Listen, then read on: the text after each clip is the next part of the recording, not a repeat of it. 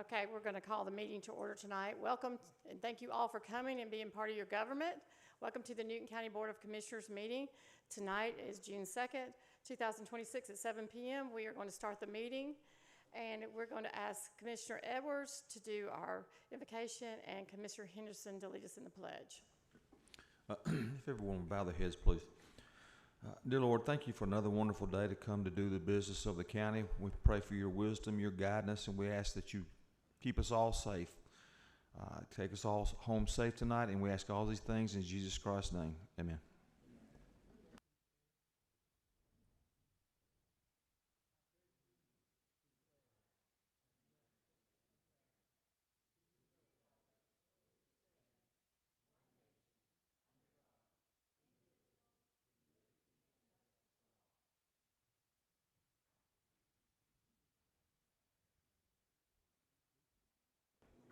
And now we're going to do public comments. We do public comments in the beginning if you would like to talk about any. Oh, sorry. We got to adopt the agenda first. So do I hear a motion to adopt the agenda for tonight? Second? All those in favor? Okay. Now we're going to go to public comments. I was excited.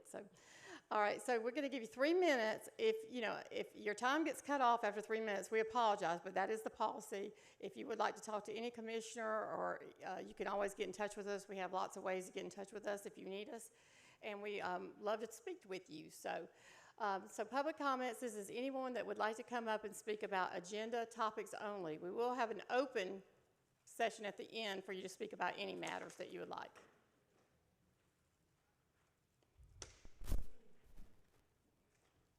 And just state your name for the record. Maya Allen, D3. Good evening, board. I'm up here to speak in regards to the non-report from the county manager. I located a property at 291 Hinton Circle, Covington, Georgia, 30016. It's described as a 20-plus acre That's available. not on the agenda tonight. That's not an item. If you want that, there's nothing for the chairman. I mean, there's nothing for the county manager to report, so there's no items on there to report. We'll ask that he'll have a report next. Thank you. Okay, thank you.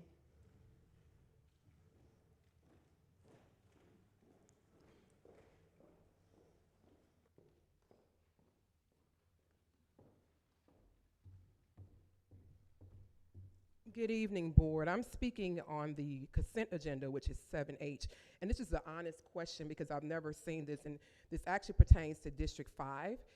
When you have boards, you want to make sure that your residents are a part of the governing body. This is why we have boards within the county, to be able to be a part of the decision making and knowing what's going on. And this is the honest question. I would love to know why Commissioner Long is appointing herself to her District 5 seat for the library board. Let's make sure we put people in place in the county, our residents, who need to be a part of our system and what's happening within our community. And I would love to know, maybe something happened or occurred. I just want to know if you can expound on that. Thank you.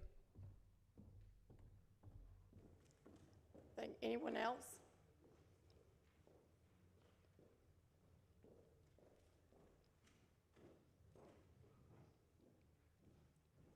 Thank you. Good evening. My name is Susan Jackson, District 2. This is regarding the zoning agenda, the auto zone. Okay. I want to respectfully ask that you vote no to the proposed auto zone on Brownbridge Road. And this is not about opposing any type of business. I've been preaching this for a long time. Newton County, we want smart growth. We want to protect the character of our community. Brownbridge Road is experiencing increased traffic and development pressure. Before approving another commercial project in this corridor, I ask that it needs to align with the vision of the community. We want walkable, bikeable neighborhoods, and many families, we chose to live here because we at that time the growth was balanced and quality of life, but piece by piece we're losing that the character. And I just want to let you know, as commissioners, it's your responsibility to hear the voices of your residents. And it's your responsibility as well to determine what can be built and what should be built. We urge that you consider the long-term impacts on traffic, safety, property values, and our overall character as a community. Also, another thing I wanted to ask, this is regarding 12, the Safe Streets for All. I want to know if there's been a list for what is the most dangerous intersections in our county, if there's been some type of traffic study to kind of support where we're going to put this money. Thank you. Anyone else? Agenda topics? Okay, thank you. We'll close that. The next thing on our agenda would be reports from the chairman. There is none. Reports from the county manager. Good evening, Vice Chair, Commissioners. I do not have anything to report. Thank you. Next is our consent agenda. Do I have a motion to approve the consent agenda? So moved. All those in favor? Thank you. That passes. All right, let's go to new business. New business, and we're going to have Miss Brandy Birch from the Sheriff's Department. Is she here? Yes.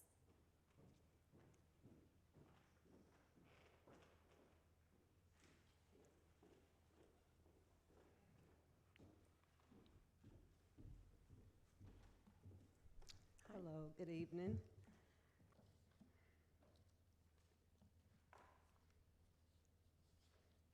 Okay, you wanted me to start? All right.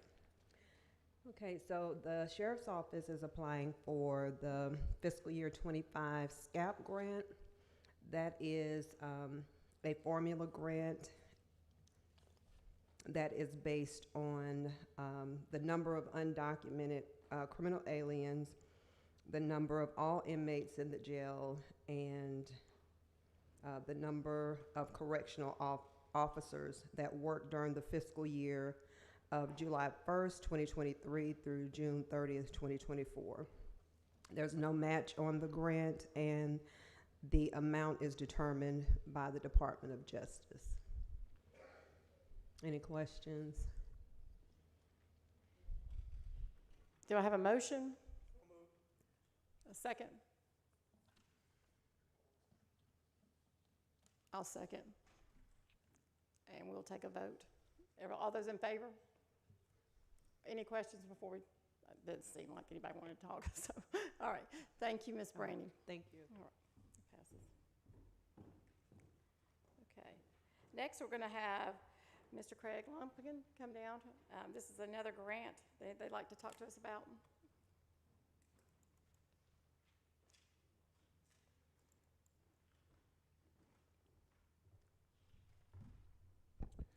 Good evening, Good Chair, evening. Board of Commissioners. Standing before you this evening to ask for approval of acceptance of the Safe Tow Grant. This grant will provide additional life safety vest stations and personal floating devices throughout strategically placed in Lake Varna.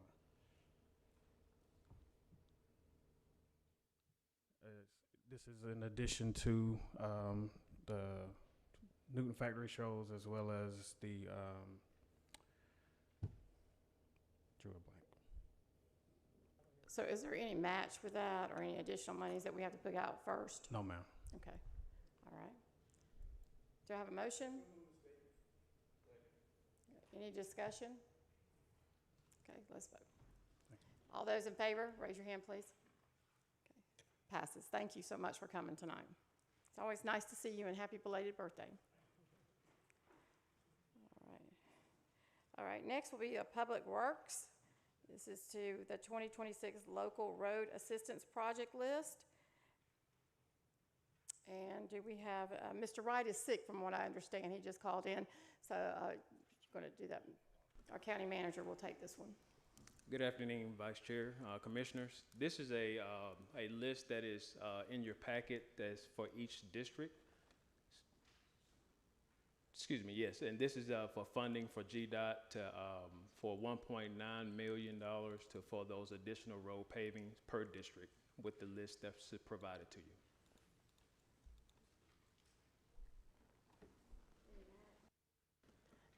No, there's Funding no matches match. or anything? There's no match. All right, do I have a motion? So moved. Any discussion? Mr. Henderson? Well, thank you, Madam Vice Chair. Excuse me. So if, on this list, say if I went through the list and I seen maybe another road, could it be changed? With this list, what we can do is take a look at that list with the proposed road that for a change, and maybe we can take a look at maybe some additional funding. But as this list is currently structured, this is the list that will be going to GDOT for final approval once the Board of Commissioners approve it. Okay, so does it have an amount for each district as far as the money that may be spent or however, or given to us? Yes, sir. What it was done, the list was provided by a breakdown of roads, the road mileage, and also a high level thought of what it would cost per district for those for the paving projects per road. Right. So does some district have more, I guess, paving mileage than others? I'm asking because typically in District 4, because the city of Covington pays a good portion of the roads in District 4, then we will receive less than other districts. So I'm asking, is that still the case? Looking at the roadmap, proposed project list, what the team did is to take a look at each one, the severity of the roads, and balance those out so that as evenly as possible is spread amongst all 5 districts. Okay, thank you. I think you have 12, Commissioner, and I have 6, but I haven't done the dollar amounts. Does it equal like the same dollar amounts or something, or is it just based on need? It's based on needs, first off, and then it also goes by the linear feet or, point whatever miles, how much of that road is actually being repaved. So like Commissioner Henderson indicated, that he will have multiple roads, but they're going to be a shorter duration of repairs versus like Commissioner Edwards have a longer duration, therefore it will be less projects in his district. All the ones that I have been talking to the road department about are on the list, so I'm excited to see that they are on there. And I know they do a good job of trying to evaluate this list. Any other comments from the board? Do I have a motion? I already have that in a second. So all those in favor? Passes unanimously. Okay. We are going to be on agenda item number 11, consideration of a multi-use trail easement agreement between the Newton County and Hill Point LLC at Ramway and Crowell Road. And I believe that's going to go back to the county manager. Mr. Wright is not here. Yes, this is pretty much an agreement for easement so we can continue on the trail right there at the Ramway and Crowell Road. So we're just asking permission for the board to have the chair to sign this agreement.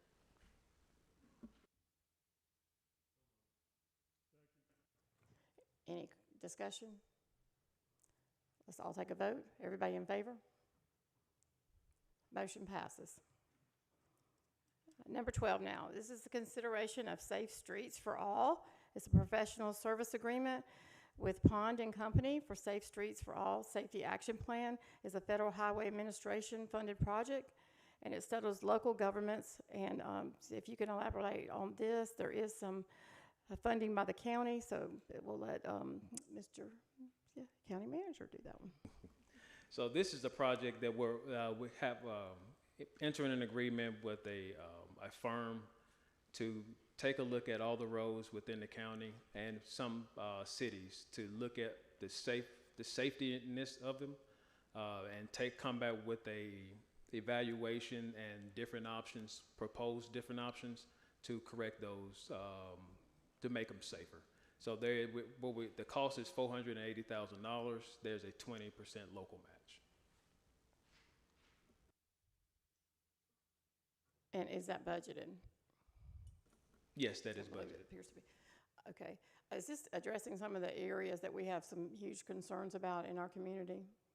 Some of them. Now, the only ones that we'll touch on briefly, it will be the state road. So that's a different conversation that we're having with GDOT about specifically, let's say Highway 36 and Lackey Road. That's another conversation that we're currently having with GDOT.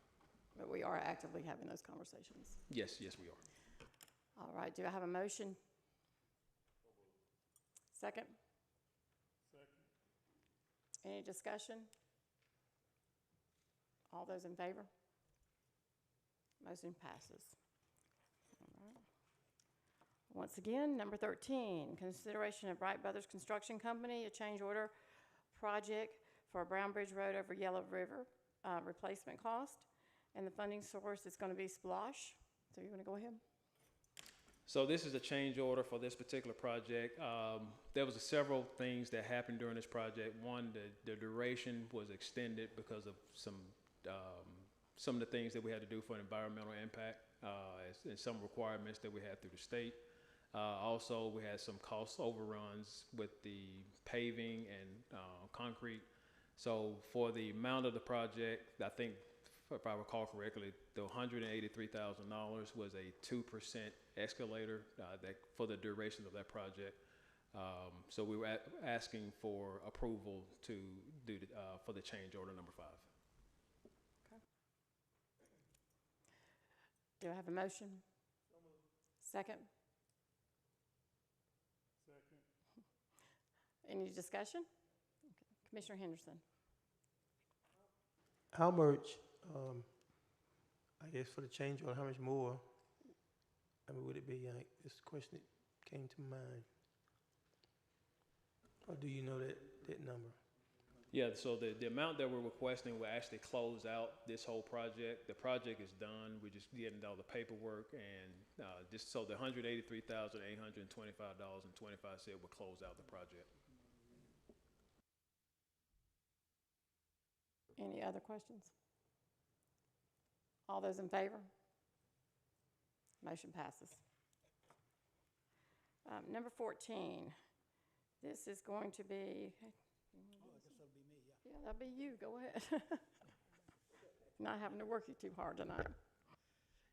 Yeah, I'm out of practice. So, as some of you may know, because we've done this before, the Newton County Employee Handbook provides for the appointment from time to time of a personnel hearing officer. The purpose of the personnel hearing officer is to hear grievances and appeals as may be filed from your employees from time to time.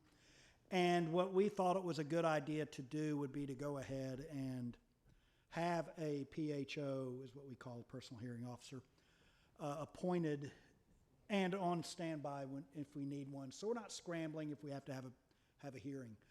The process is, under the ordinance, is that the chair and the manager make a recommendation to the board. And the recommendation has been made for an attorney named Peter Macero to serve in that capacity. Mr. Macero has been an administrative law judge, I believe, and a hearing officer, and is an attorney who focuses on employment law. He came recommended to me from Stephanie, who usually sits in this seat, and I will tell y'all, we have no relationship with him other than we know him and we've dealt with him in the past. We recommend we appoint him if the chair and the manager or we come up with any other people. We'll present them as well, because it's always a good idea to have a handful of options. So that's the recommendation we make, is to approve the resolution appointing Mr. Macero as a personnel hearing officer for Newton County. Do we have a motion?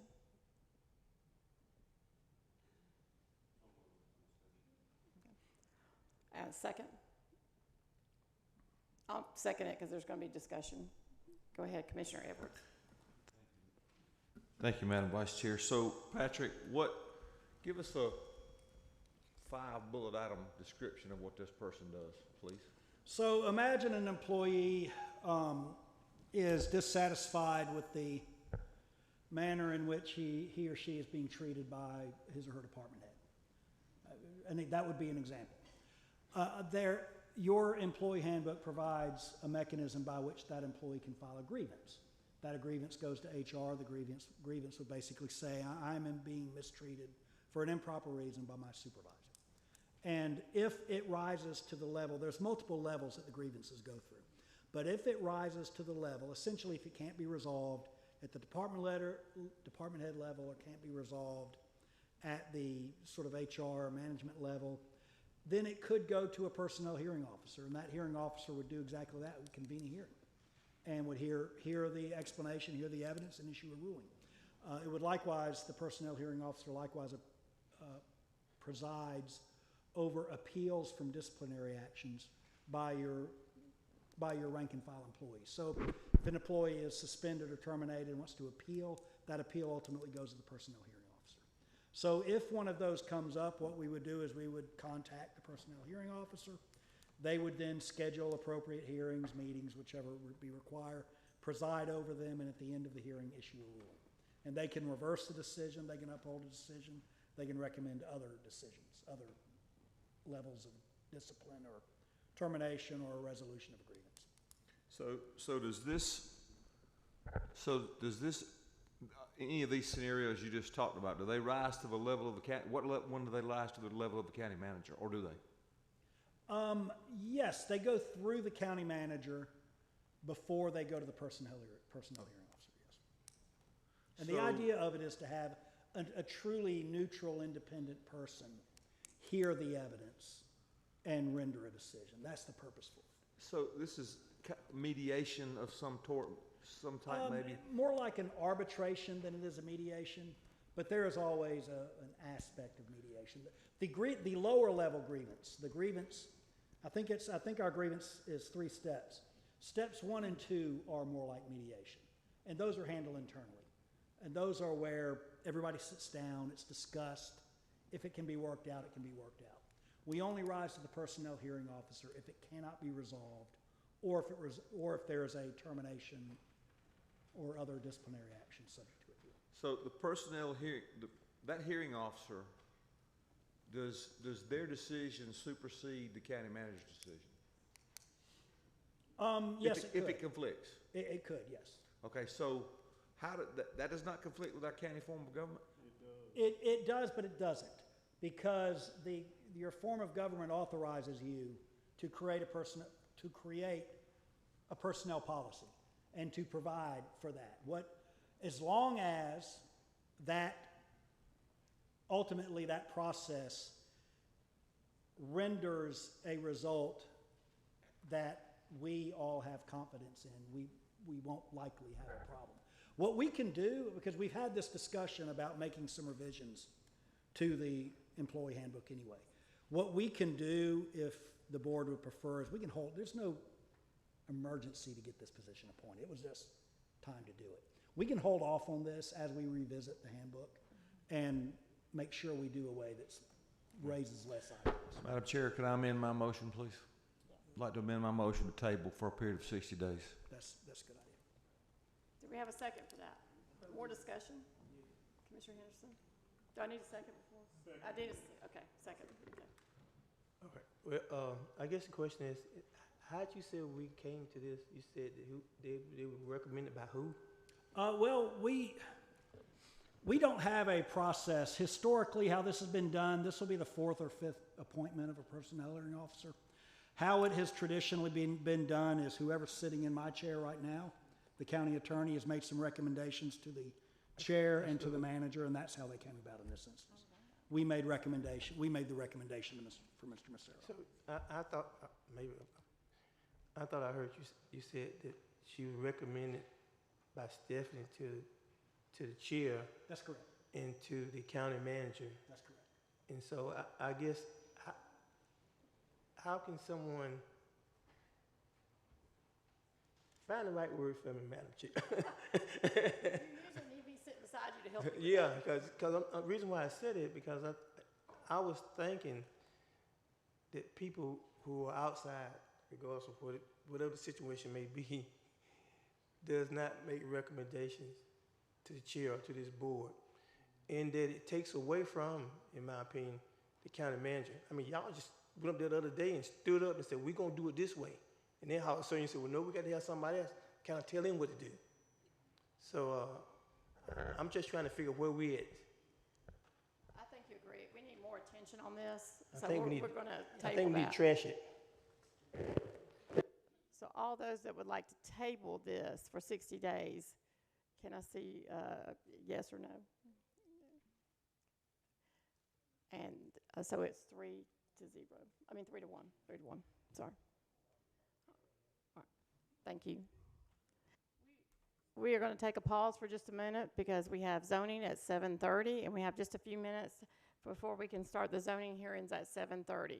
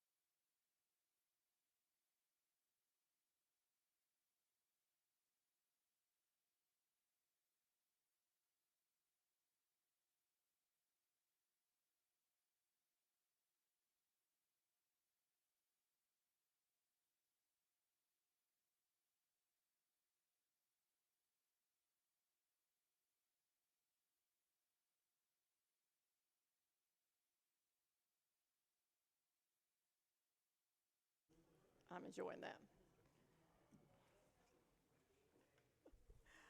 Okay, we're going to start our zoning hearing. Thank you all. So we're going to have our zoning director, planning director come up right now. And we only have one for this evening. That's exciting. Thank you, Madam Vice Chair. Good evening, Board of Commissioners. We have one zoning petition this evening. It is a conditional use permit, CUP 26-000002, located at 11400 Brownbridge Road, tax ID 0027067F. It's on 1.62 acres. It's in the development node, and the existing zoning is general commercial, and in the Almond Tier 2 non-residential mixed use overlay. The watershed is Yellow River. It's located in Commissioner District 4. The current owner is KPGC Properties LLC, and our petitioner today is William Latta from Kimberly Horn and Associates, and they'll be represented by Dennis Webb with SGR Law. The intent this evening is to develop an auto parts business, which is an auto zone store in the Almond Tier 2 overlay. So just a brief history. We've had our first community meeting on this project back in March, on March 10th. This was held over the Biddy's Restaurant, which is on the same property location. And per the applicant, all of those in attendance expressed that they were in favor of the proposal and that there was a need for an auto zone in the area. There was no opposition, but it should be noted that the attendance at this meeting was fairly low. On March 24, the Planning Commission tabled the petition for 60 days, and the citizens who spoke in opposition at the Planning Commission meeting, they expressed a desire to see different business use developed. They also expressed too many auto parts stores already in the area. They discussed flooding and concerns with car repairs being done on the site. The petitioner at the Planning Commission meeting explained that the nearest auto zone is over 3 miles away. No auto repairs will be done on site. He discussed market needs, stormwater facility will be developed. They're planned to have 12 to 15 employees and increase property values. And the property is designed for delivery trucks that will deliver during off-peak hours, and there's also an existing D-cell lane that the current businesses are using. The second community meeting was held on May 12th, 2026, and this was also at the Biddy's Restaurant at Brown Bridge Road. So the property owner and the project engineer discussed the following. So the property's development history. The property owner expressed that he had turned down multiple dollar store interest and offers. They expressed that the auto zone is a low traffic use and how the land is limited to the types of uses that can go on the site. The property owner also offered to receive citizens' comments on the future projects that he will be working on. Most of the citizens in attendance, however, spoke in opposition and discussed the following: that other auto parts stores in the area, that we have more in the area, they had concerns about congestion, traffic, and the need for a traffic light. More businesses were needed for children, for example, a Dave & Buster's, and the need for preferable businesses like nice restaurants, recreational, etc. On 5/26, the Planning Commission met again to consider this petition. They recommended the denial of CUP 26-000002 by a vote of 4-1, and the reason stated was due to citizens' comments. So the citizens at this Planning Commission meeting who spoke in opposition discussed the following. They felt that there was not enough citizens that attended the first community meeting. More preferable business should be developed instead of an auto zone. Traffic, they had concerns about traffic, parking spaces, potential AutoZone customers using the adjacent BDC store parking lot, and the proposed use in conflict with the Almond Overlay small-scale business parking and walkability standards. The property owner at the Planning Commission meeting, or the representative, they both discussed the property's history, AutoZone's soft traffic use, turn down of multiple dollar store interests, that the required parking spaces are met, that there are no auto parts stores in the immediate area, and the possibility to add a condition that prohibits auto repairs on site and requires site monitoring. So the first meeting that was held on 10/26, as we said, the attendance was low. That's on the left. On the second meeting, we had more people at that one on 5/12, and where we had our discussion, or the developer had a discussion with community members. So the subject site and site plan analysis, as you can see to the corner of Kirkland Road and Brown Bridge, this parcel here. So it's an undeveloped site with dual road frontage on Brown Road and Kirkland. The surrounding uses, you have the restaurant, which is the Biddy's, a C-store with pumps. There's a funeral home across Brown Bridge Road here. There's a daycare center here. And then of course you've got single family residents in the nearby area.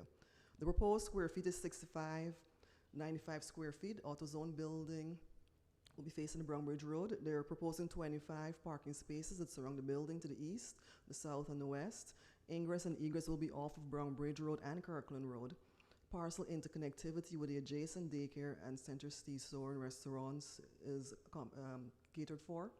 And the site plan meets or exceeds all the minimum building setbacks listed in section 450-060 of the UDO, 2020 UDO. This is just a close-up of the concept plan. So we have Brown Bridge Road and Kirkland.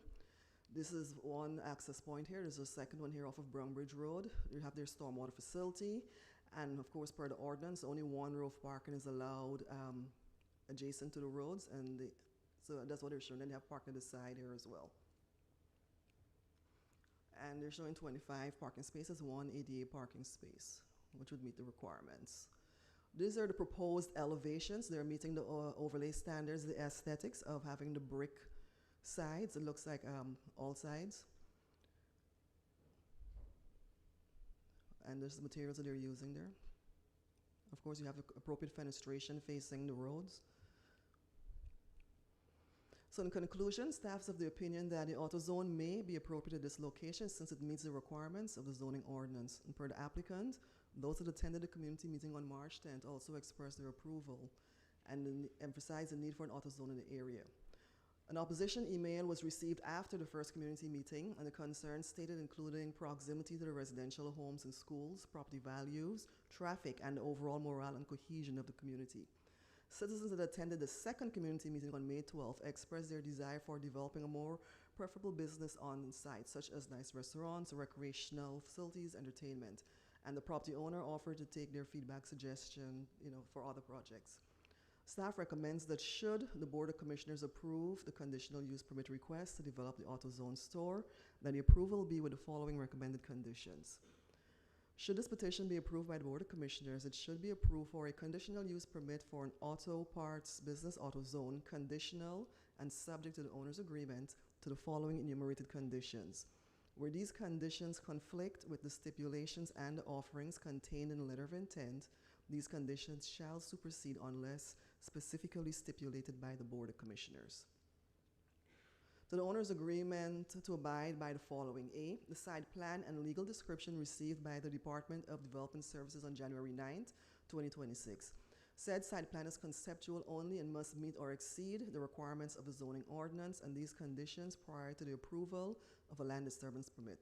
Unless otherwise noted herein, compliance with all conditions shall be in place prior to the issuance of the first certificate of occupancy.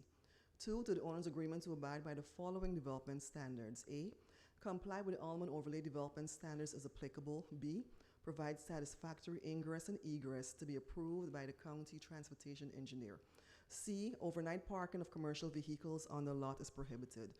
D, submit appropriate plans or plats, including a stormwater plan, to be reviewed and approved by Development Services Department, Public Works, Newton County Fire Services, the Water Authority, and Georgia Soil and Water Commission. E, obtain environmental health approval before the issuance of a business license as applicable. F, prior to the release of a business license, provide a copy of an approved fire inspection from the Newton County Fire Department to Development Services. G, limit the number of total occupants to the occupancy load set by the Newton County Fire Marshal. H, obtain and maintain a Newton County business license. So this is current site photo. So the parcel's at the corner here. So you have the restaurant in the rear, and this is the daycare. This is a survey of the parcel. It is in general commercial zoning, so it's this parcel in front here. Overlay map, it's in the Almond Tier 2 non-residential mixed use overlay. The development node is the future land use map. Yellow River is the watershed located in Commissioner District 4. And that concludes staff's presentation. Madam Chair, this is a public hearing. Thank you. Now, we will hear from you have 10 minutes for people that are for the petition, and then we'll do the people opposed to the petition. Come up and please state your name.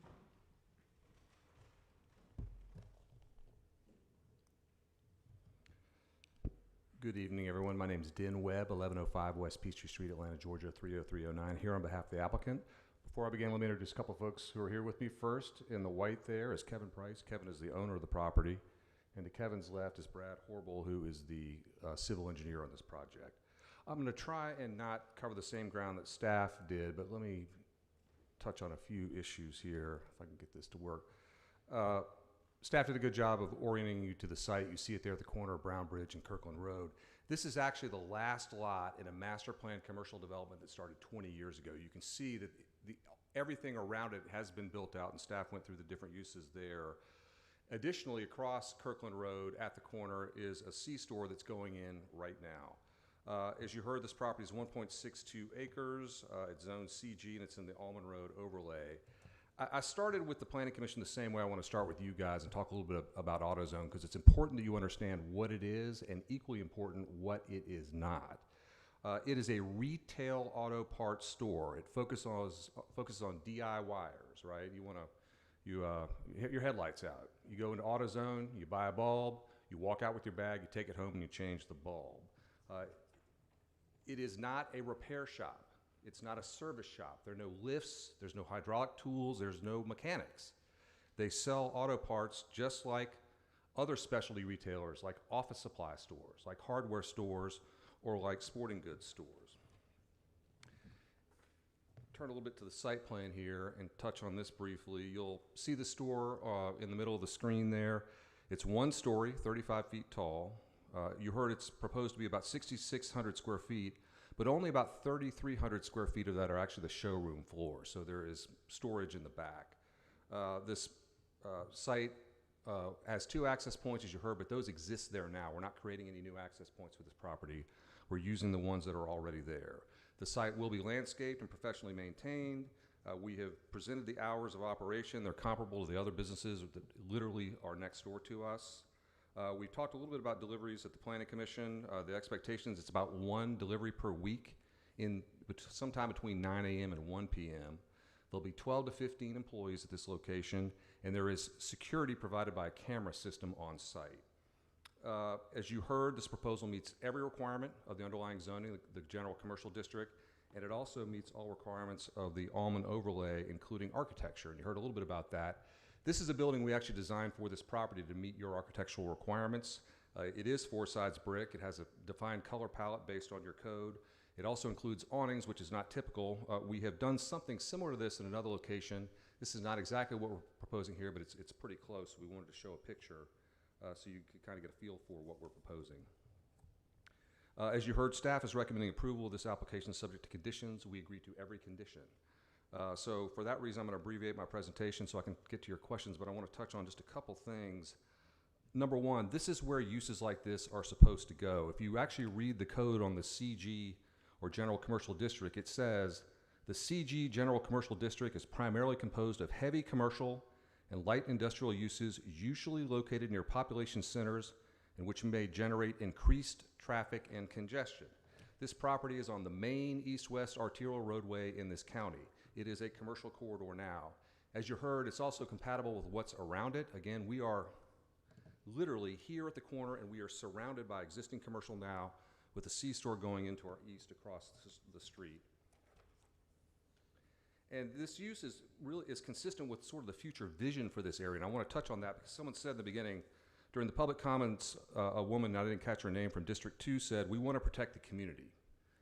The comp plan reflects the will of the community. It reflects the future vision that the community has articulated over a year-long process of charrettes and meetings, and that this county adopted as its policy, and this is consistent with the comp plan as the staff confirms in its report.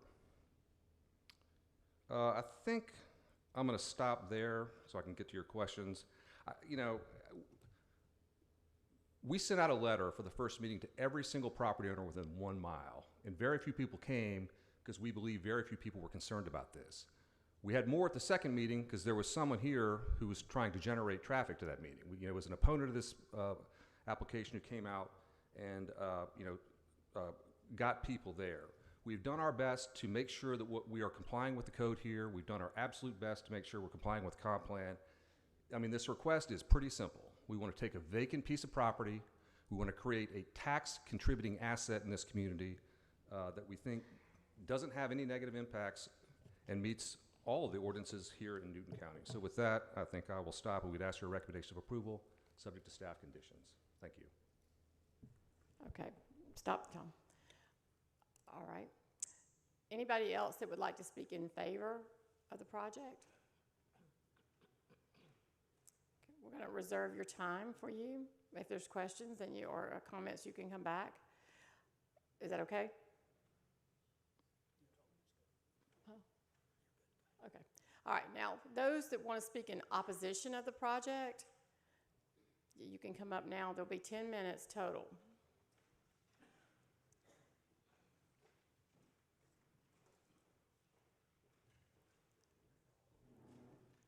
And just give your name, please. Good evening. My name is Kim. I live in Westfield Village. So I was at Biddy's on May 12th. They are doing construction on Brown Bridge very soon, which is the most traveled road in the county. According to my research, the average daily traffic is 17,686. They're supposed to be expanding Brown Bridge in certain cases. They also have a $85 million GDOT project approved by Governor Kemp of widening Salem Road. So our subdivision, myself and my neighbor, we're here tonight, Westfield Village, we are too high density in District 3. You're putting us in a traffic jam. We got people coming in from the Kirkland entrance and coming in from the Kroger entrance that are just speeding, trying to get away from the congested traffic. And oh, by the way, I keep hearing that there's no auto zone within 3 miles. Well, if I'm correct on my research, the auto zone that sits in Salem was redistricted from District 3 to District 2. So if you go down Kirkland, make the left on Salem, there's an auto zone right there. Nobody's going into that auto zone, getting lights or horns or whatever for their cars and taking it home. They're sitting right there in that parking space and working on their cars, putting a battery in their car. This was not meant for the overlay. It was meant for small scale walkable development, mixed use with residential component, small time charm, development attracted to residents. This is not what's supposed to be built in that area. So I oppose it. Thank you for letting me speak.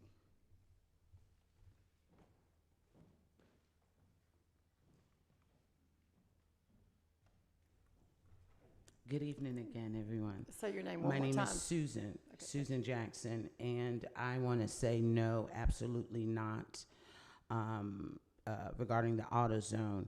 And this is a perfect example. Residents, we are not opposed to growing. What we are opposed to is thoughtful growth. We want walkable, bikeable neighborhoods. I'm going to keep saying that. And I want to also address what he's saying about our residents not showing up for the meeting, because I feel, because I've been doing this quite some time, and what's happening is we're exhausted. We have families. We voted for our commissioners, and we've given them, this is what we want. And we have to keep coming back over and over and over again, because apparently someone's not listening.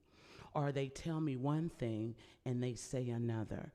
So it's not that folks don't show up, it's that we're exhausted. And if we do say something, will you listen? Will you listen? So I want to say no. again, and I urge you, please, this time, consider whether this AutoZone, it's the best thing. I'll take a Ace Hardware before I take an AutoZone. Thank you. Thank you.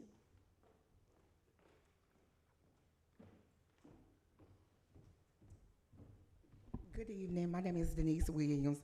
This is something that Leanne and we've been talking about this, and I talk about it to the other board members as well. I just want to give y'all a little history because I did speak at the planning and zoning meeting about the meeting that they had, the community meeting. I traveled that road on Monday, Wednesday, and Friday. So it wasn't advertised properly about the first meeting. So when they had the first meeting, the only people that showed up, because I did an open record request from China, and the only people that was there were BD employees because it wasn't advertised properly. So that's when we asked them to have another community meeting, advertise it right, put it on the county website, and so people can come out. So we came back out. But what I want to say is, why was the overlay put in place? It was put in place to protect the area and the density. So we don't have a problem with them building something there, but we want them to build something there that they don't have to change the conditional use. That's what we want there. And now that they putting a gas station right there on the corner, before that gas station came, we could not get out on Kirkland Road. You had to sit there for the longest to go left or right. Okay, so now you got a gas station that's coming up because you heard them say it's a C-store coming there. So you can tell by the way they built it, it's going to be a lot of wrecks right there. And now you want to put an AutoZone there? We got one right up the street.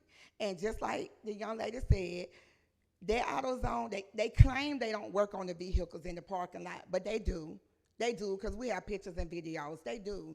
So we want something there that fits the plan where the conditional use won't have to be changed. Thank you.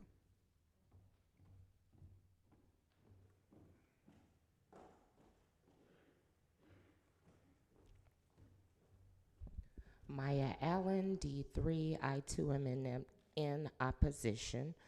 The gentleman in favor of mentioned the master plan, and it's planned 20 years ago.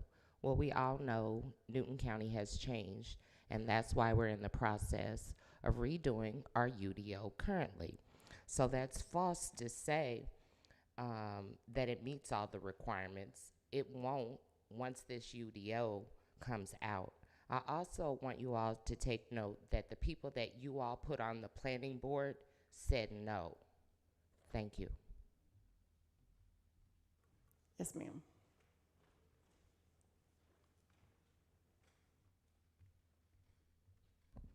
Good evening.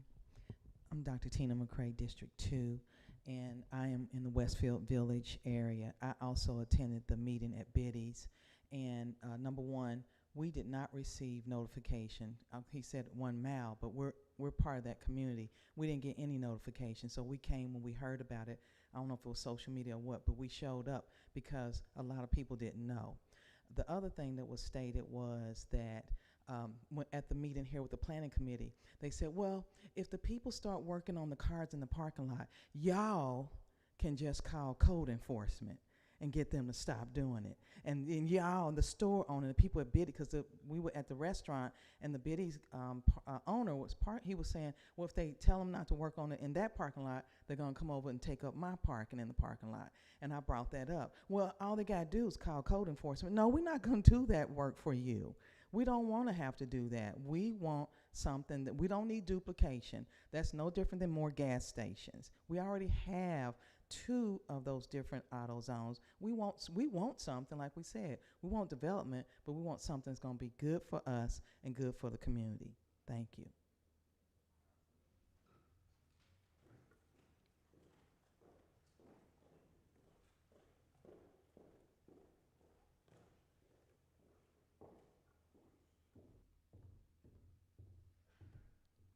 Elena Sanders. I just want to paint a picture.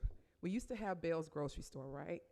Now it's the garage door opener store that never was brought before the community to get our input. On where the gas station's about to go, this community, Those people back here along with me fought tirelessly not to put a Dollar General right there. It made national news where I was interviewed about us beating a Dollar General store. So now we're trying to put an Advance Auto. What do we have in that community that benefits us that would stop us from going to restaurants over in Rockdale County? I keep saying this over and over again about economic development. All of our sales tax and dollars are going into Rockdale because the people in District 3 and part of District 4 and 2 in that corridor don't have the businesses that we want to patronize. So that's why you're not getting the sales tax you need to offset some of the budget costs. So if you bring in those things that we want, we will patronize them and stop bringing things up on us that we do not want within our community because we live in that area. Thank you. There's 1 minute and 47 seconds if anybody else wants to speak. She can come forward. I just have a question, and based on my research, I could be wrong, and the lawyer can confirm it.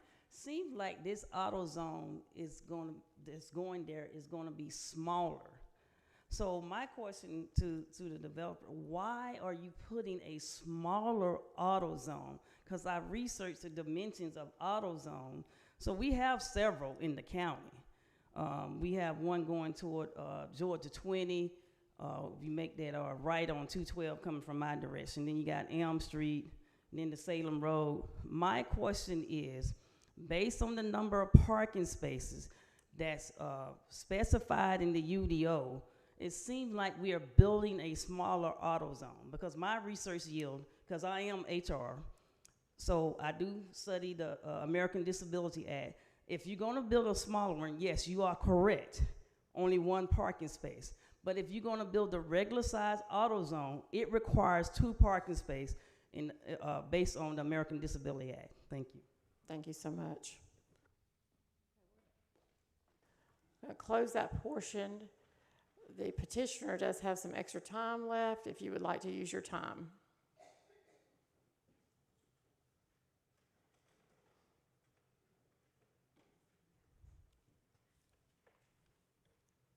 Got a lot of notes. I'm going to kind of address these items in no particular order. The first item I have in here is Brown Bridge has a lot of traffic. Yes, it does. As I mentioned before, it's the main east-west commercial corridor in this county, and that's why this property and everything around it is zoned CG, which again is designed for heavy traffic uses, and that's why this property shows as a development node in the comp plan, and that's not going to change under the UDO, but again, we are operating under the current UDO. I've heard from a couple folks at Westfield Village. All I can say about that is this commercial master plan project was started before that development started. So the person who built it drove by and decided this isn't going to hurt, or this doesn't change my decision to build a subdivision up there. And the folks who bought homes in that subdivision drove by this development, thought this doesn't change my thoughts about buying property in it either. There was a question or sort of a comment about y'all call code enforcement. Let me tell you how that came up. There was a question about work being performed in the parking lot. And my point was, this isn't a rezoning, right? This is a conditional use permit. This use is allowed under the CG district with conditions that are designed to negate any impacts. My point was, if you think that's a negative impact, you're worried about that, add a condition. Put a condition that says there will be no auto repair in the parking lot. And my point was, then the community has recourse. Anybody can call code enforcement and say, hey, I saw somebody working on a car in the parking lot, and they'll go out and check it out. Auto zone locations. This has come up every time I've shown this image a couple times now. The closest auto zones, east or west, are basically 15 minutes or so in either direction. You can see them here on the plan. One is about a little over 5 miles away. The other is about 6 miles away.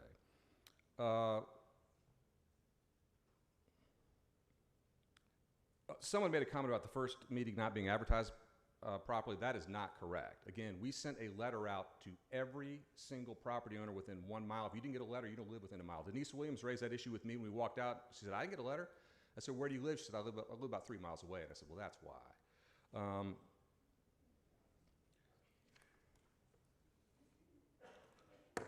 There was a question about, we want other things in this community that's, we can frequent. There are 2 restaurants in this commercial master plan development already, right? So there are options here now. There was a question about the size of the AutoZone. This is a standard prototype size for AutoZone. There's nothing different here. And again, the parking count, which staff has confirmed tonight at the Planning Commission and the staff report, does meet the requirement because it's based on the showroom space, right? We've got about 3,300 square feet of actual showroom floor. Back of house accommodates or takes up the rest of the square footage. And I guess the last thing I'm going to talk about, this is sort of what we've heard, you know, we don't want this. Again, there are 12 criteria in the code, and we don't want this is not one of them. Somebody said tonight, this isn't what's supposed to be built here. That's not right. You have a comprehensive plan that you've adopted that projects the future vision of this area, and this is the kind of thing that's supposed to be built here. Again, we're getting a conditional use permit because they want, the code expects you to take a harder look at it and add conditions that will ameliorate any impact, but it doesn't say reject it. That's really not the point of this exercise. This is consistent with the comp plan, and you don't have to take my word for it. That staff says the same thing. So with that, I think I will conclude. We'd ask for your recommendation of approval, subject to staff conditions, which again we agree with. Thank you. Thank you so much. That concludes the public hearing. Okay, do I have a motion? This is in District 4. I don't know if it's a good vibe or a bad vibe, Leanne. You know, I was at the second meeting, and you know, while we were talking, and I was more in the role of listening, as far as, and also I was looking for my constituents, especially District 4, because that's what I do. That's the reason why, maybe by being alone, I can spot out some of my older constituents just by looking at the room. I said, oh, that's somebody I know. And I may have seen in that second meeting one, and I think I mentioned it to them. I had mentioned it to my friends. And so what kept coming up at the meeting was that we want a restaurant. We want another children care center or something of that effect. And so the question, and I think I may have asked the question while I was there, because I probably should have just kept my mouth closed. I said, why not a advanced auto? And we kept going back, so we want a restaurant, we want this. But the question was at hand, why can't we have an advanced auto parts store here? And so I thought about it, and I went home and I called some of my constituents, the ones that I knew numbers, you know. Nowadays, when you run for office, you can get everybody's telephone number. You can call down the street. And that's basically everybody who run for office. So I made a few telephone calls. And the one in District 4, some in Arbor Lake, all the way back to off Brown Bridge Road. Half of them said they didn't care what you put there. The other half said, and I never get a person that I talked to on the phone at District 4 said they didn't want it. So I guess what I'm saying is this, and I'm gonna just say a little bit, didn't make my motion. During the course of that meeting, he said, well, I have got a contract for AutoZone. And he said that, you know, I got a contract for it. And unless, you know, we want to put that there on this piece of property. And he asked the other residents who, my friend came up and said, she said that she lived in District 3. He said, well, I could have a meeting and we could look at a nice restaurant on some other property. And we're talking about the Guillen property, which had nothing to do with that. That wasn't what was at hand. What was at hand was this piece of property on this corner. And half, well, maybe not half, maybe a third at the front, I was in Mount Miller Ways, said, yeah, so we need to forget this and go and work on that plan to get the type of restaurant or maybe a type of building that Kevin had mentioned. Once again, I had nothing to do with it. I called my representative too as well on the phone. and I know her and I love her. She said that she was convinced about the restaurant, something else, or that. But I said, what was at hand? And I said, I'm not questioning your motion or what you made. What was at hand was, why not advance auto part on that piece of partial property? And I kept getting a little bit of the same thing that I heard at the meeting. I thought about it, I prayed about it, and I said, well, Lord, I'm gonna come to the meeting. And I said, I may get toward and feel it after the meeting. I said, but I'm gonna just kind of state what I think is right. So, my fellow commissioner, I'd like to make a motion to approve the advanced auto part store, because I think the question that we asked why we couldn't. So my motion is to approve. Mr. Commissioner, would that be subject to the conditions recommended? Yes, absolutely. Staff recommendation. Do we have a second? I do have a question before the vote. To explain to me the exact reason why they need a cup for this one. If it's already zoned general commercial, why do they need the conditional use permit for this one? Yes, ma'am. It is a requirement of the Almond overlay for them to do that, so the auto zone can be there, with a conditional use permit from the board. So it's not like a by right use like the gas station would be. Okay, so There are a number of commercial uses that are allowed as a matter of right in that district. Convenience stores, I think. A whole long list, grocery list of commercial uses that are permitted without a CUP. Auto parts store, it does require a CUP. Essentially anything that deals with automobiles requires a CUP, except for service stations for some reason, and convenience stores. okay, and also on that, one more question on that. Can we amend it to add that not working on the cars? I mean, I know that we can't babysit it, but if we have it in the amendment that there's no cars in the parking lot that can be worked on, then we have a recourse.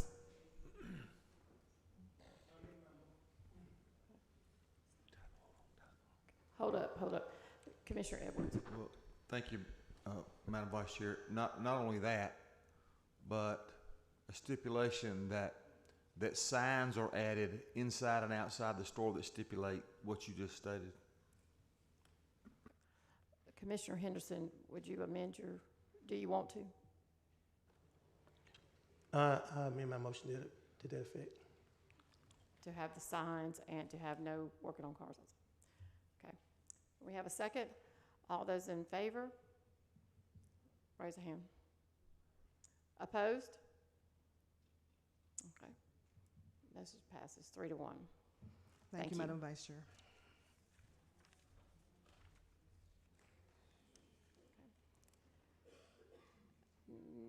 Now we're going to have public comments, and you can come up and speak about any subject.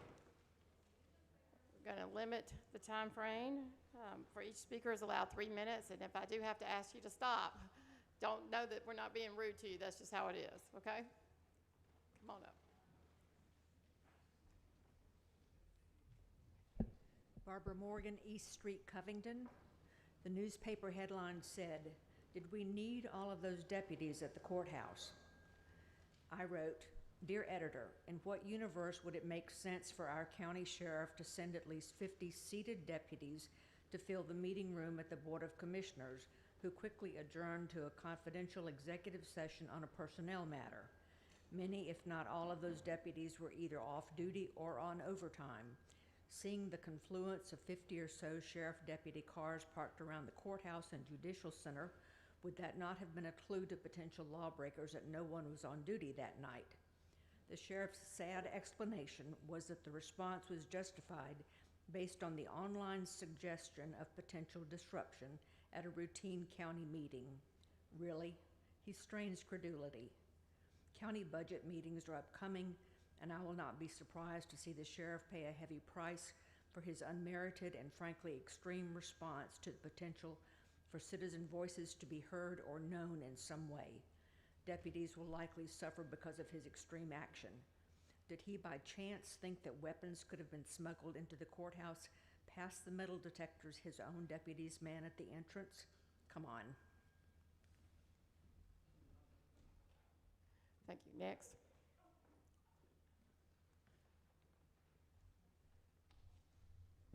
Hello again.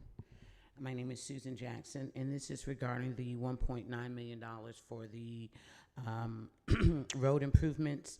While I appreciate the investment, I do have one question. If dividing the funding equally between districts is the best approach, I think there's a difference between equality and equity. Equality gives everyone the same amount. Equity directs the resources to where the greatest needs are. And I believe District 2 and District 3 have experienced a significant growth over the past several years, often without road impact fees being applied in a way that adequately address the strain on our infrastructure. As a result, these districts have absorbed so much traffic congestion and wear on our county roads. So I would like that list to be looked at again. I don't think District 1 should have the same amount of roads paved as District 2 and 3, and so on. And so please, adjust that. I'll be emailing you on Monday. Thank you. Come on up. Give us your name. Dave Norton, 4357 Highway 142, Newborn, Georgia. And yes, I'm here to talk about chickens. It's been said that we want a UDO that's unique to us. We don't want a cookie cutter. Thanks for the word. We don't want Alpharetta. We don't want Peachtree City. I'm sure if you look at their UDOs, that's probably a place you're going to find that says no hens, no roosters. How many times have we seen the 4-H group come into this room and do a presentation? Livestock is a big part of 4-H. We have a facility, I believe it's on Highway 36. It's called FFA. In case anyone doesn't know what FFA stands for Future Farmers of America, right here in Newton County. Number 2, data centers.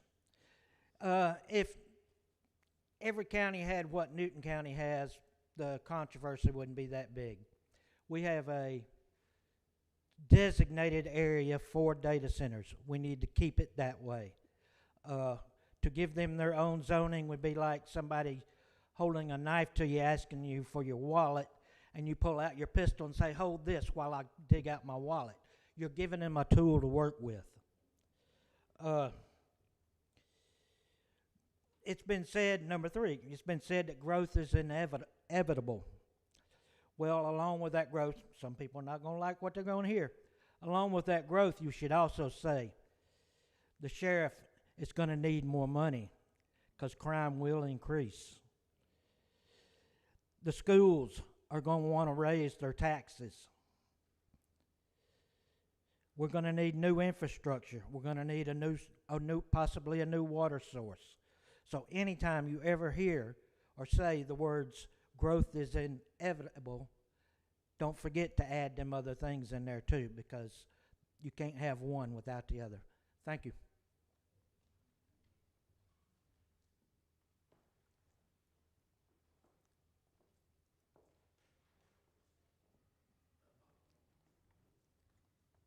Come on up and give us your name for the record. Hello, my name's Charlie Alexander, 794 Cooper Road. And I'm going to be all over the place tonight. I'm pretty sure y'all can follow me. My daughter will be up later with the notes to hand out if that's acceptable. And I'm going to start with, y'all got a lot of things to do. You're killing the elderly with taxes. At 65, we should be exempt. The Board of Education's not making it any easier on us. So you guys have got taxes to worry about. We don't want any more data centers. We don't want any more gas stations. not just the East End, all of us have had enough. And I was supposed to retire, and I'm on dialysis, and now my property's been paid for years. I'm a mechanical engineer by trade. And you're running the elderly out of the houses. Last but not least, this gentleman, don't know him, just spoke on it. Y'all got other things to do than to worry about chickens and roosters. And then on top of that, we get comedic answers that really, people like me, and the only way I know how to say it, it pisses me off. You know, if you're gonna make fun of a subject, but you know, maybe you just shouldn't have made a comment, period. And it doesn't take but a small thing to upset the county, and it turns into a major thing to where everybody goes to looking at every issue. That gets y'all voted out. And at this point, I could care less. You stay in your office, you don't stay in your office. But don't make fun of constituents because they're complaining about something that never should have been put in, you know, never should have been put out to start with. That's all I've got to say. My daughter's going to speak, and if Madam Chair will let her hand packets out with names I think on we got them. them. Okay, thank you. Thank you so much.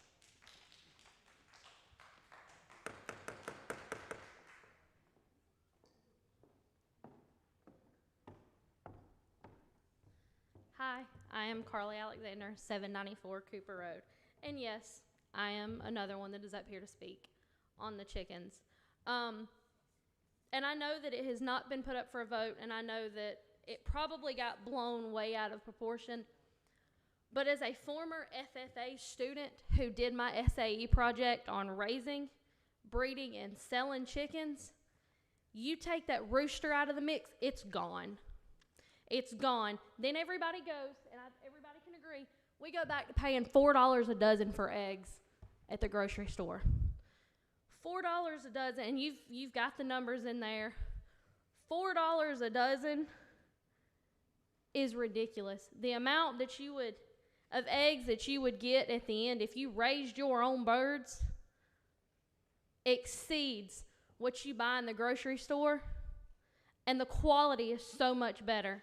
The quality is so much better. You know what's going into your birds. You know what your birds have been fed. You know where those eggs are coming from. And the eggs from a fresh farm are so much better than the crap that is served in our grocery stores.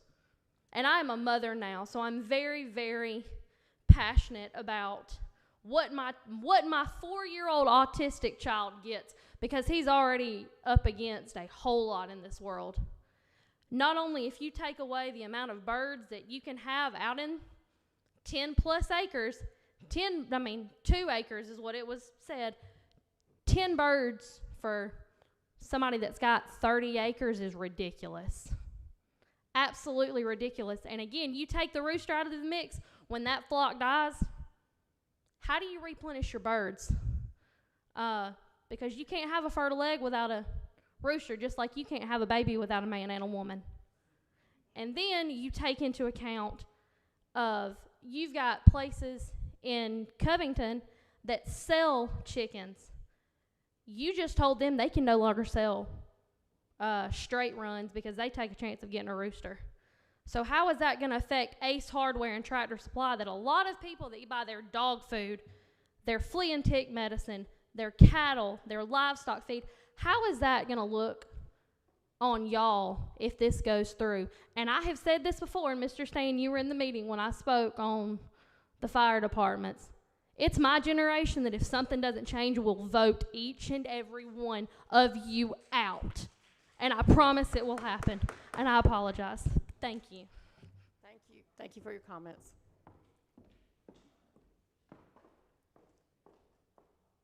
Next.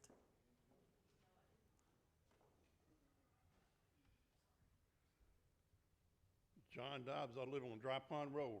I'm up here talking about property taxes. I've heard that some of y'all want to raise the taxes by $1 million. Well, when you do that, you might as well come and get all the senior citizens' homes and give them to the county.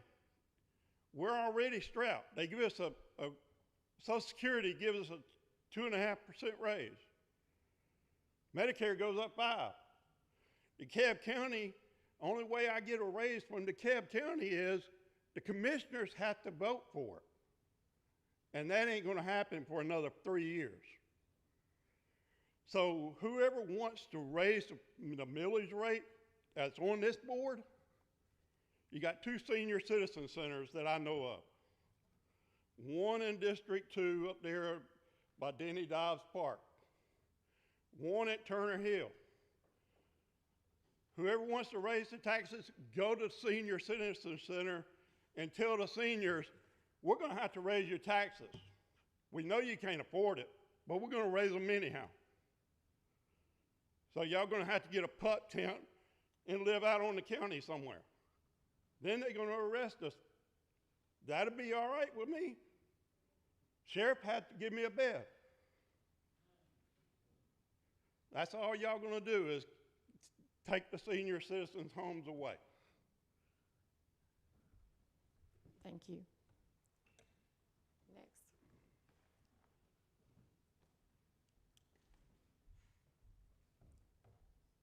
Marie Million, District 3. I have a couple of topics. First of all, in terms of planning and zoning, tonight there was an issue about who got letters and who didn't. Even though many people drive by the signs are small.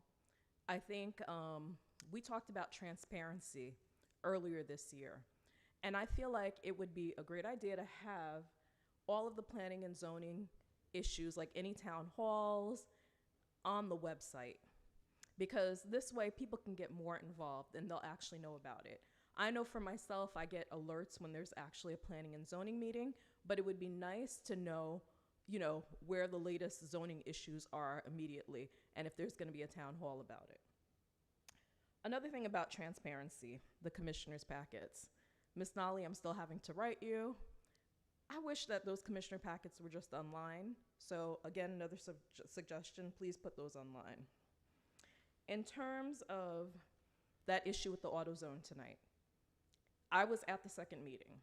I think one of the issues that we've had in this county is that in terms of economic growth, and we're not gelling with the economic development within this community. We have Sarah Hall over it, and I know they've been looking at industrial development for years, but now it's time to look at small businesses. You have the Kroger Plaza on Salem Road across the street from it. It's empty. We do need new businesses. We don't mind the growth, but it has to be smart growth.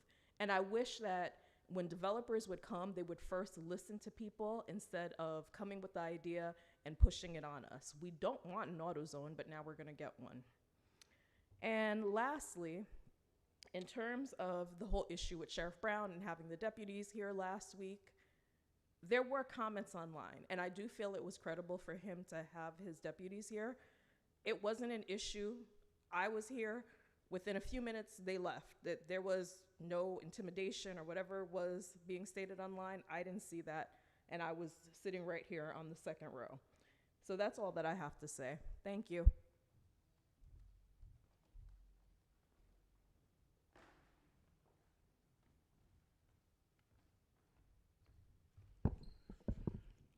John Clemens, Covington, Georgia. I want to basically ask some questions to your all's lawyer, especially here, since he was referring to this item number 14 that you all voted to delay for another 60 days, which I'm kind of glad that you did that. If I understood correctly as he was talking, you have 3 or 4 layers of a grievance process, let me use it that way. And now you're asking to bring in a lawyer to have another one.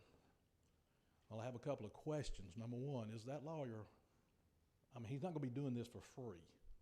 And as many people have already talked about the taxes, what are we doing there? Are we adding another layer and in the process adding more to what we've gotta pay out of the county budget? It would seem to me that if you had 3 or 4 layers that you could come to a viable conclusion at that point. If you've got to go to an arbitration, sounds like you got more problems than what you really are considering. So I'm glad that you all decided to table this, and I hope that when you do actually begin to discuss it, that you will discuss it at length as to what the impact of this person is going to be on the end results and if it's actually really necessary. Thank you.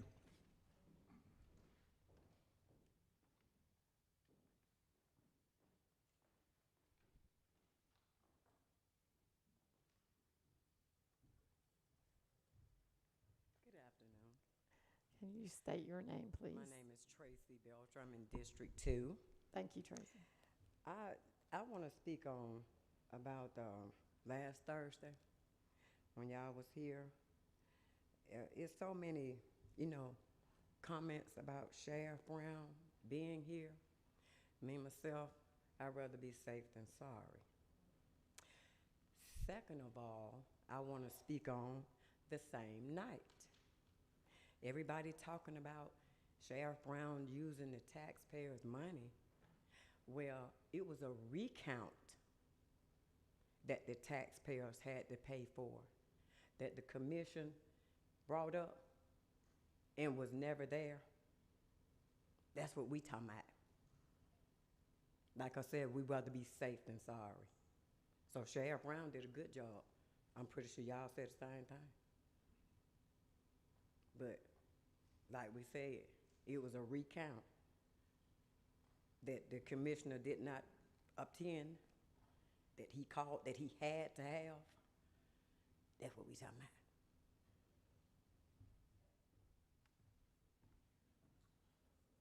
All right, come on down. Make sure you speak directly in the mic so everybody can hear. Hey, my name is Jamie Corley, and I live at 240 Greenwood Circle, Oxford, Georgia, and I'm here about the chickens and the roosters. And first, I just want to tell you probably some things you already know about the world we live in. This information is from CBS, and we have a beef shortage in the world. Like, y'all buy a hamburger, the hamburger's $15, right? That used to be $5. And according to CBS, that's not going to change anytime soon. Got 2 years. According to the National Library of Medicine, we have emerging infectious diseases, re-emerging infectious diseases, and viral infectious diseases that are continuing to be more serious. We've got the hantavirus. As we know, U.S. gas prices have surged roughly 50% because we're at war. We're at war. Right? It'd be nice if we had a real-world experiment like COVID to see if supply chains would be disrupted if something bad happened in our economy and in our world. Oh yeah, we did. We had supply chain disruption. The government didn't come to my door and hand me toilet paper. Did anybody here get toilet paper? Was there a government official standing there handing something out to you? No. We were all in the same storm. We weren't all in the same boat, but we all had the storm of COVID, right? And our world kind of teeters. We kind of teeter back and forth, right? So I think that it is unwise for a community to not be self-sufficient. I think it is, if we fail to plan, we're planning to fail. We need to be encouraging our community to be self-sufficient. The chickens and roosters are one thing that does that. If we wanted, we could have a community garden. We could have tax breaks for people who had chickens, who had cows, who had goats, who had their own gardens. You could make this a motion and put it on here, and you could be literally voting for something that's going to cause your own personal demise. I'm not afraid of something bad happening, but I want to be wise, and I don't want to be prideful and think, oh, that's not going to happen to us. That can't happen because it already did at COVID. We saw, right? And so now a lot of us in our community are trying to be prepared, and you're taking that away. And incidentally, she was upset about $4. In COVID, they were $8. Eggs were $8 a carton, right? So it's really important. And there are over 500 signatures on that petition. But if this becomes an issue, we'll get more. We'll have more people here. Thank you. So, Thank you very much.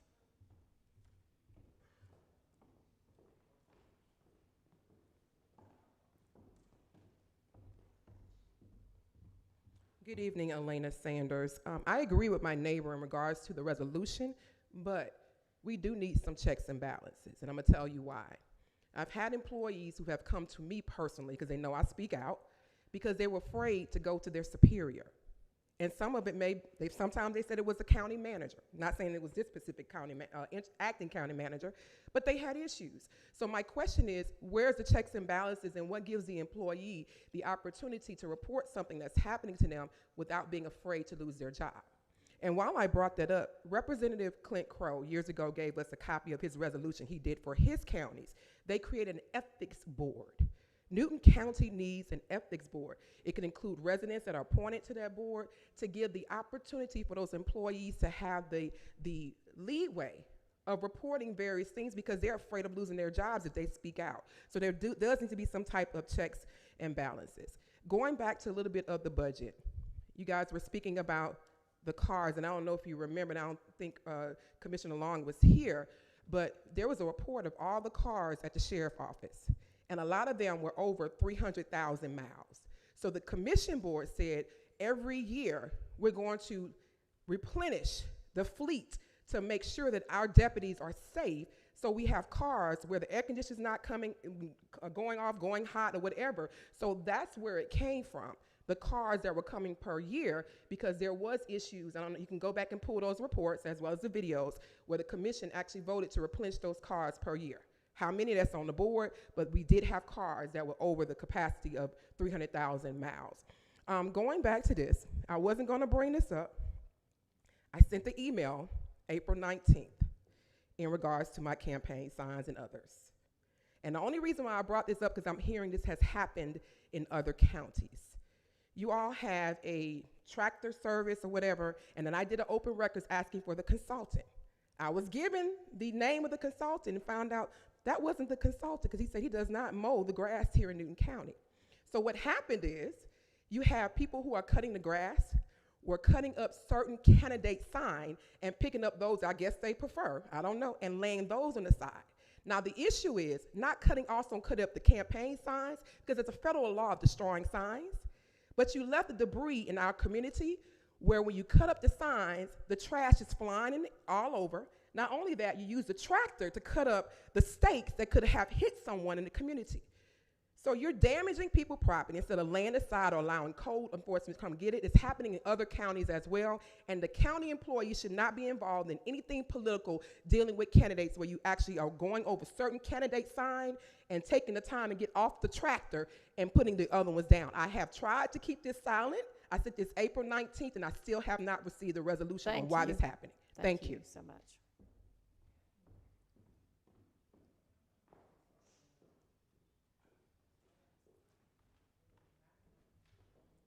Thank you. Can you say your? Hi, my name is Rain Boyd. I live at 989 Highway 11 South in Social Circle, which is District 5. So I am on the ag side of town. And I just wanted to kind of bring to attention the focus that's already been talking about with the chickens. But aside from the data that had already been talked about, I am a land steward. I own a land steward company, Victory Gardens Pyrene. I also have a nonprofit where we go into food deserts and we assess the situation and we grow food. I have six gardens going already. So I want to give you that stat to let you know that my heart is for land stewardship. So when there's an announcement out to farmers and people who steward the land about a ordinance going out to remove one of the crucial components of stewarding the land, there's an alarm that spreads, and it spreads quickly and it spreads hot. And so my petition here to you guys is to understand that most of your voters are people who steward the land, whether it be with livestock, whether it be with gardens, whether it be investing in students, however it is. But one and all, we all eat. And so when your response, because you have to, right? You're in a position to where you have to respond to issues that come up. You know, that's why we vote for you guys, is if there's a complaint or if there's a series of events that happen to where you have to make an ordinance, maybe there's different ways that we can go through without eliminating sufficiency for people who have farms. I have 2 acres, and so that means I would only be able to have 4 chickens. And to me, I steward a 1/4 acre of that land, and I can develop out almost 3,000 pounds of food from that amount of land. But I have to have systems in place, and I have to be able to define and rely on those systems. So because I also teach this, and because I have it, like people come to my home, I just want to really highlight the urgency that please hear us when we say that we understand that you're in a position to where you have to make some decisions, but please understand that we are located where we're located. I purchased my land. I have neighbors that are cows. Like my neighbors are cows, and I did that on purpose so that I could steward the land. So please don't take that away from us. Y'all have a blessed day. Thank you.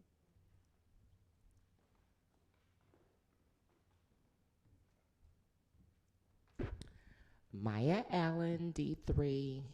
I want to first apologize for being out of order at the beginning of the session. And I support and stand with my chicken and rooster neighbors. I had absolutely no idea that there were so many.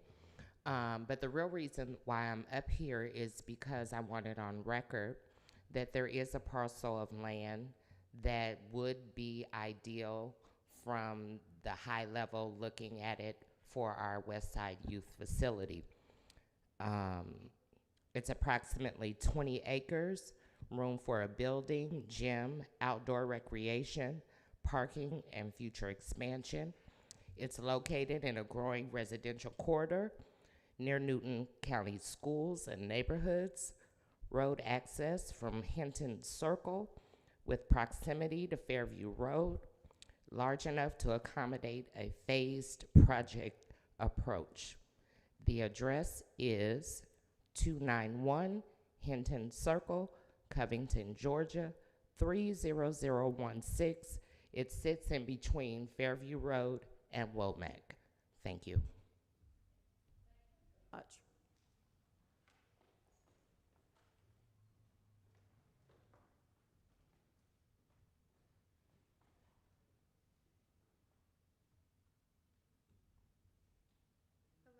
Hello. Can you please state your name? You might have to bring that microphone down a little bit for you, darling. Hello, my name is Therese. Therese Denby. I'm from District 2. My husband and I recently located from Pennsylvania. Excuse me. One of the reasons why we moved is so that we can have a garden and chickens. We need to be self-reliant. We need to just us. Because of what happened with COVID, and I'm a chef, and I realized that a lot of our food is chemically processed, including our chickens. They're not eating the proper feed. And I have one kidney. I've had this kidney for 56 years, and I like to keep it. But I'd like to be able to grow my own chickens, my own food, raw ingredients. So that's why I came to the meeting tonight. Hope you can hear us. Thank you.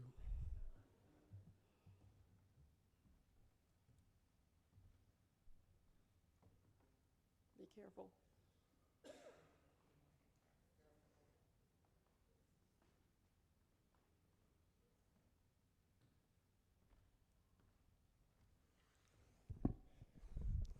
Good evening. My name is Alex. I am a part-time student and a part-time helper on our family's chicken farm, but that is not what this is about at the moment. I come to speak on the data center issue that apparently I wasn't aware of until a few days ago, so my preparation on this is a little shaky. But you're going to have a few problems with that already, because In recent history, as far as my research from online sources go, data centers are not very popular at the moment. Somewhere over in the West, to my best recollection, somebody had put a data center up somewhere in a drought, and their people, as far as I have checked, are on a water ration, essentially. Now, these data centers, I don't know how much water they take, but to be on a ration of water, one of the three things that you need to be able to survive, something's telling me that somewhere we should be rethinking this. Because not only are you going to have water problems, you are also going to have electrical problems too, because as far as I'm aware, our grid here is not prepared for it. It's also going to take a toll on everybody behind me who's going to be paying for the electric bill. And as for the chickens, when I'm not in school, help my parents with their tending of their chickens. As far as eggs go, I don't know if somebody's got a grudge or something, but this ain't founded. At least not to me, that is. Thank you for your time.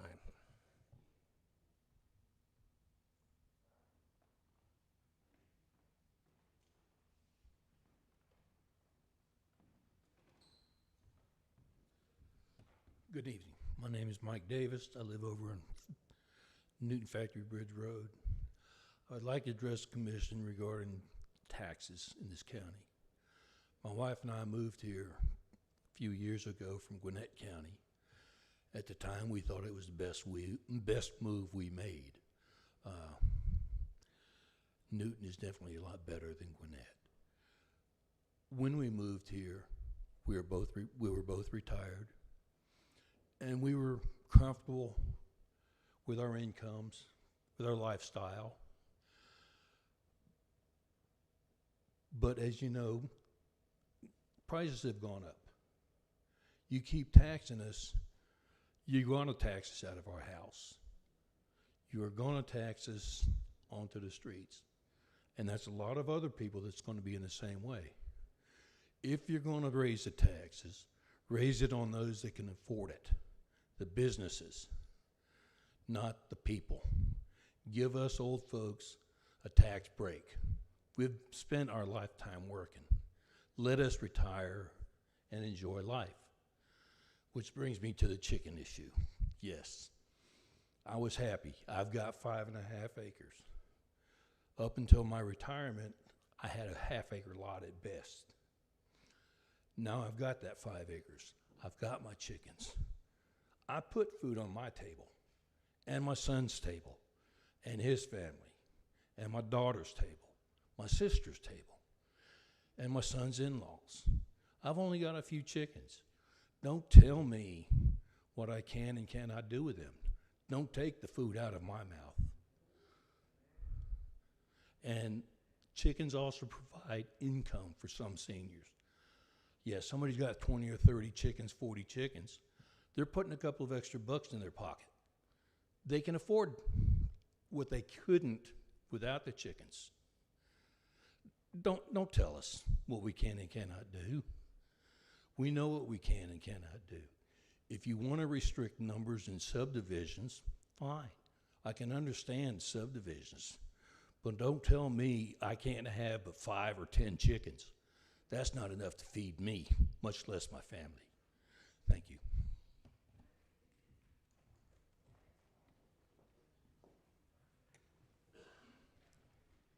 Good evening, Kim Hsu, Social Circle. I wanted to talk about the budget. I appreciate the commissioners taking their time to line item and go through them and be very thoughtful about how you're going to spend our tax dollars. I do have issue with saying that employees need raises. I worked in the corporate America for 20 years. 2 of those 20 years, the business came to us and said, we can't afford raises this year. I didn't quit. I didn't leave. I was thankful to have a job. And I know people like raises, they're great, but sometimes everyone has to take one for the team. And this year, I think that needs to happen. And then as far as the chickens,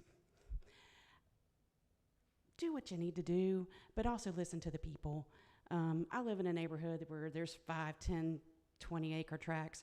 I hear a rooster. It doesn't bother me a bit. I didn't want to talk about the chickens, but everybody's talking about the chickens. But I'm thankful people are talking about the chickens because it's brought people here to hear all the other stuff they need to hear to become involved in the community. So if it takes chickens to get you here, let's talk about the chickens.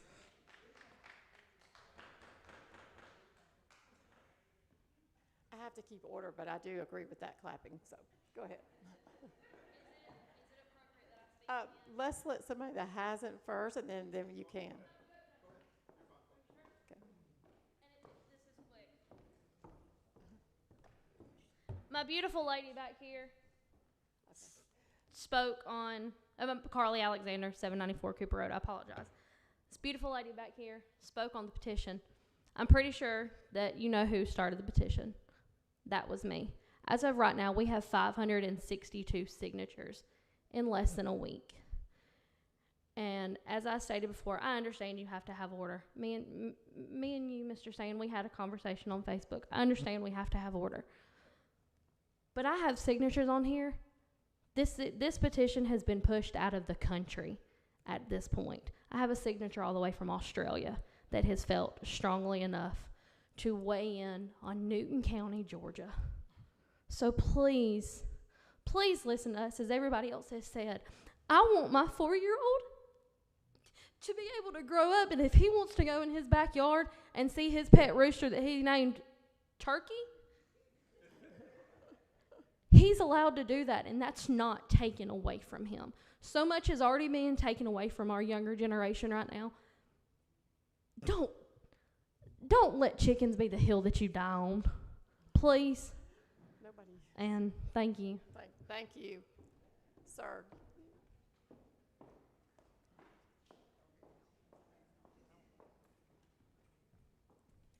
Your name for the record, please. Kyle Edwards, District 5. This is the first meeting I've ever attended. I'm pretty sure I'm one of the few under 40, but I moved here from Henry County 2 years ago, hoping to start a life with family. Obviously, chickens are on the menu, have a garden. I understand how the subject of this has come about, and I know it's probably getting blown out of proportion, but I think a lot of us want to go ahead and get ahead of it now.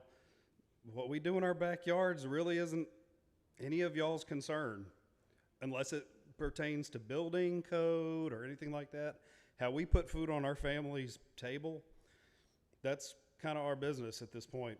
If we're doing it lawfully, within reason, I don't see any reason for us to be having this discussion in the first place.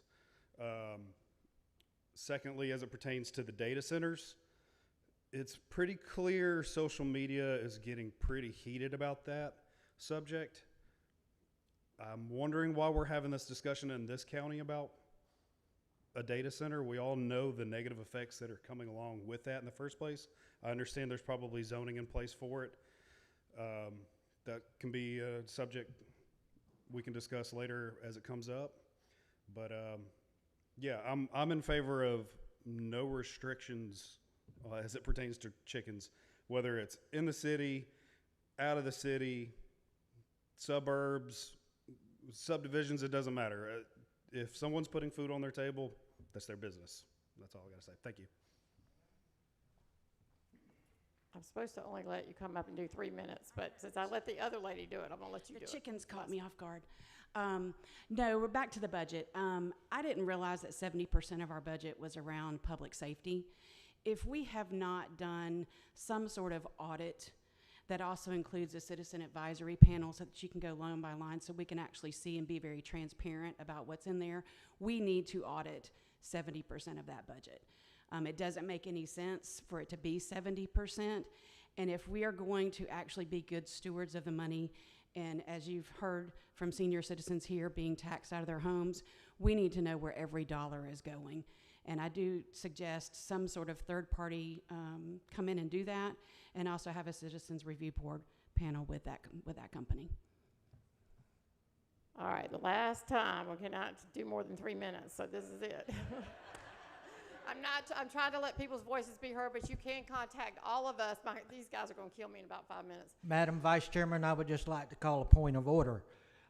Each public comment is limited to 3 minutes. If you let someone come up again, you've given them another 3 minutes. Just a point of order. Thank you. I know, I realize that. The attorney just told me that, so I appreciate that, David.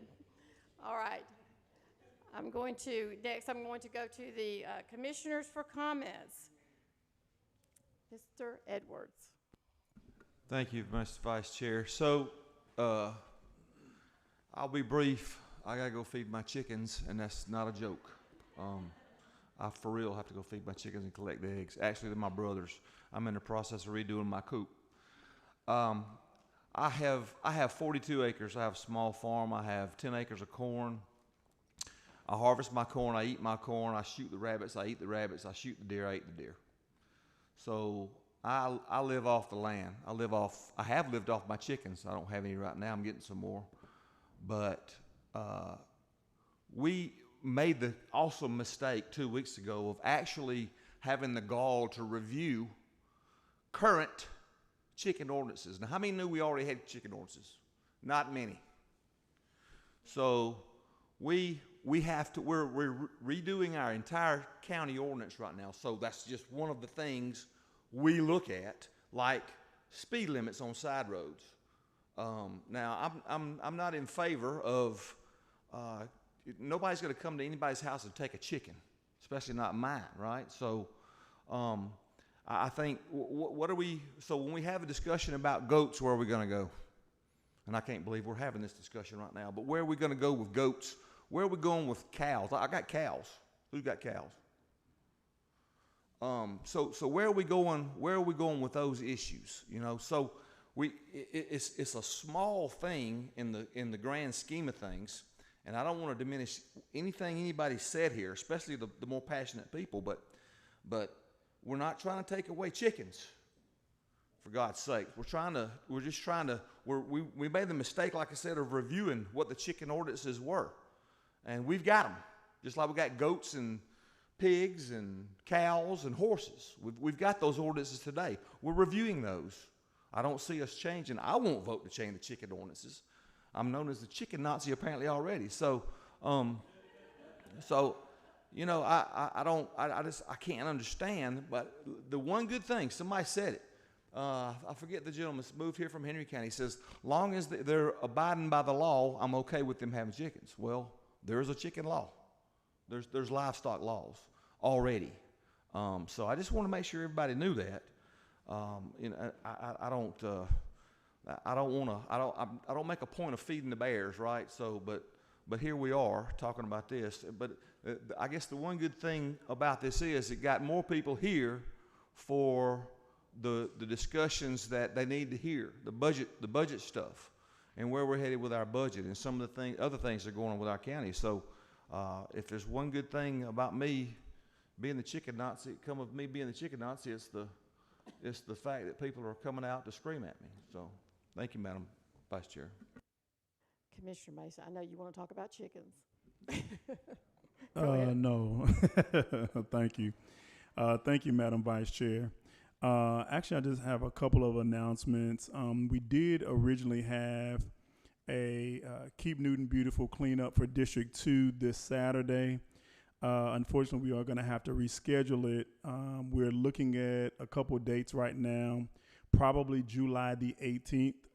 But I will definitely do my best to make sure that once we set that new date, that I will basically come back and inform the District 2 residents of that, and make sure that we actually have that on social media as well, so that everybody's familiar with that date.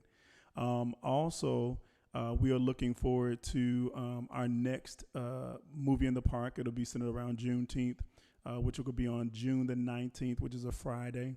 And so we want to invite the community out to that event.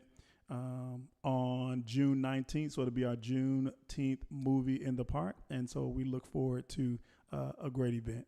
Thank you, Madam Vice Chair. Commissioner Henderson. Thank you, Madam. Thank you. Thank you, Madam Vice Chair. My comment is this: if you think things are going to get bad, they're going to get even worse. Wait until November. Is that it? Yes, ma'am. I'm through. Okay. So I'm District Commissioner 5, so I'm going to get to talk for a minute. Just want to bring up, just like Commissioner Edwards said, the consultant had on their list about the chickens, okay? We have to discuss all ordinances that we're looking at everything. And if you're this passionate, I want you to get involved in the ordinances, okay? I want you to start looking at them and helping us because we can't do it alone, okay? Nobody ever talked about taking your chickens away. I live on 9 acres in District 5. I have a little small garden, and I am a senior citizen also. So we're experiencing the same things that you are, okay? I think there's 3 of us up here that are seniors, okay? Not that we like to admit it. You are. You're older than me. So anyway, I want you to understand that it got blown out of proportion because people took what was on the screen, and this is the consultant, they have the advisory committees, and some of this information was from the advisory committee. It was not from anybody changing anything. In fact, we said that night that you got to go back and look at this ordinance. The concerns are going to be the people that live on a half-acre lot or a quarter-acre lot or live in an apartment community or something like that. Nobody's trying to take farming away from anybody. Nobody's trying, I mean, that's the beauty of the east side of the county. We love that. We love horses and chickens and cows and all those things.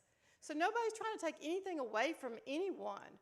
And so everybody was getting uproar about the chickens, but no, we weren't the ones taking it away. We want your input. And a lot of people I reached out to and said, give us the solution.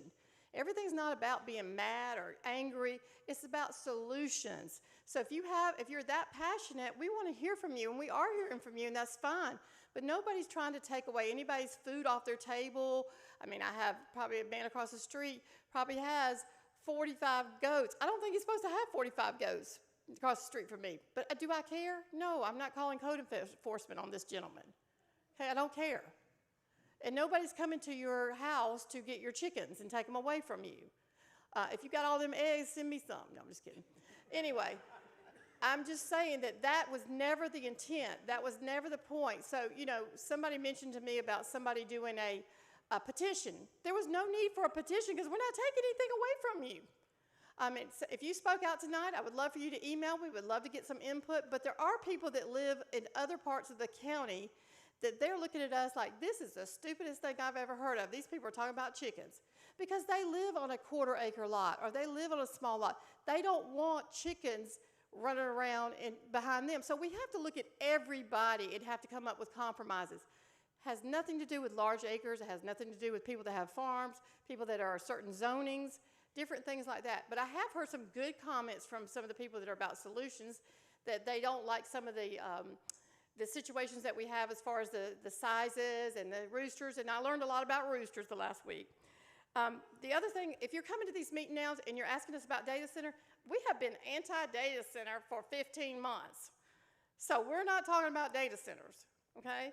In fact, our wonderful attorney here just had a great I don't even know what you call it, but anyway, we'll put it out there. We had a suit that we were being sued by another area, and we were able to win that suit, I guess is what you call it. But anyway, we'll put more information out about that. We're not pro that right now. We think there's a lot of issues, and more issues are coming out about data centers, so we appreciate the feedback about that. As far as businesses, real quick, we can't dictate to what business comes. If it is zone commercial, I would love to have different businesses, but you can't just tell somebody they can't have something because you would rather have a restaurant or something like that. It has to do with zoning. And if these are not the right businesses, we agree that we need to all work and get the right businesses. So thank you all for coming out tonight. Do I have a motion to adjourn? And we do not need an executive session. It's on the agenda. Do we have a second? Second. All those in favor of adjourn? Thank you very much for coming.